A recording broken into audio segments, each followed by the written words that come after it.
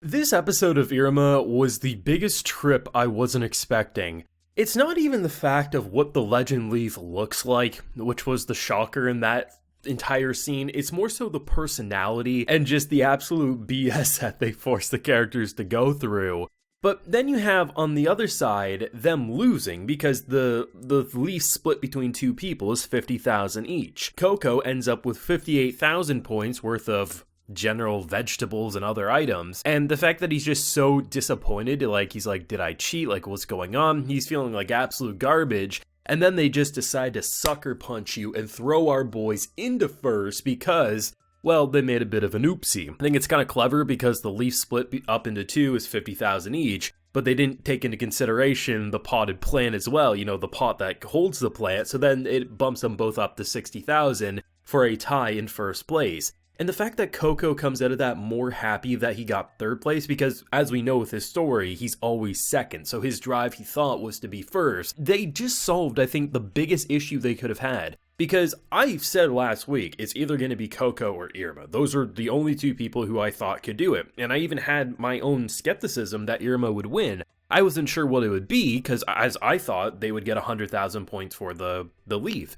I just didn't realize and take into consideration that the points would be split up between whoever cashes in that entire reward. So I was pretty much on the nose of where I wanted to go. I just missed the obvious signs of what they were trying to do. But the fact that they found a way to not only let Coco get what he thought he wanted, not only do we know that his partner was half the time brainwashing him, and I mean, even Iruma at the end said, like, you didn't break any rules, like, everything that happened, even if it was all you're doing or not, like, ultimately, he didn't break any rules, right? So, but the fact that he got what he thought he wanted and wasn't happy, but when he got bumped to third, he finally wasn't second. He finally wasn't anything other than just happy. And I think they solved that issue, which could have been, if Coco stayed as number one, a lot of the fandom probably would have been upset, saying, screw Coco. But if Iruma would have just immediately won and Coco would have been second, I feel like we wouldn't have resolved anything with his story. So by making him get there but then be reversed, rather than causing drama, in fact, they just solve it. And it's such an interesting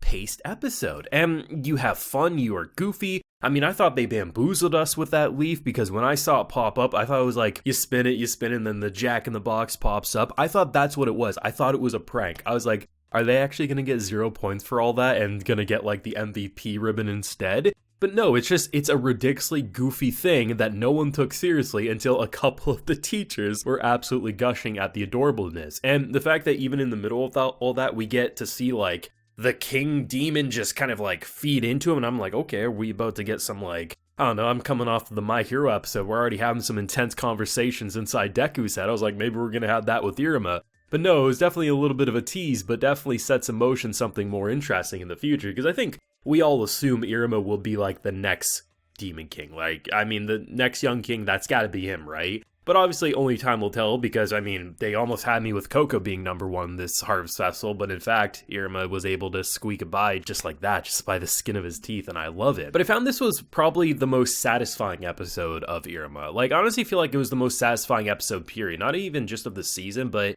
this Harvest Festival has been incredible. It's been fascinating to follow, but it feels like it's been such a roller coaster. Seeing characters we love cry, feel like they're breaking down, we're seeing them at their lowest. And it's easy to look at a character like Coco, whether he's always 100% in his right mind or he has some parasite kind of leeching onto him, trying to make him do things maybe he necessarily doesn't want to do. I mean, it doesn't change the fact that Coco is, he has his own problems, he has his own tortured soul, and we know this Harvest Festival had very little rules, so I mean, the rules that were there were very easy to follow. So I mean, they are demons at the end of the day. We see so many of them get into their demon forms at times, or moments away from doing so, and they lose control.